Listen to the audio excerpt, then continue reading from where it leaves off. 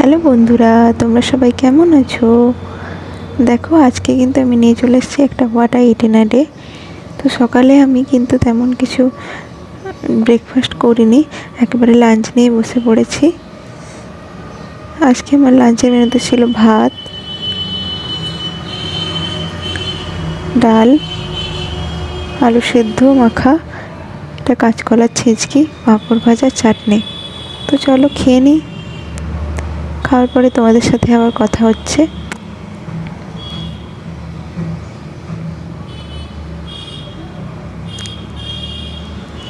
এখন বিকেলবেলা, তো বিকেলে আমি ফ্রুটস নিয়ে বসে গেছি। এখানে আছে খেজুর কুল আর তার সাথে আছে বেদানা।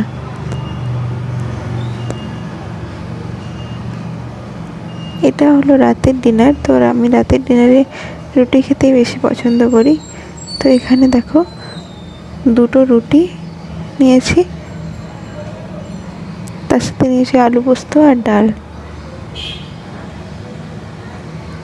মা ডাল বানিয়েছিল সকালে, এই ডালটাই ছিল, তো ডালটা নিয়েছিলাম। আর আলু পোস্ত দিয়ে তো রুটি খেতে খুবই ভালো লাগে।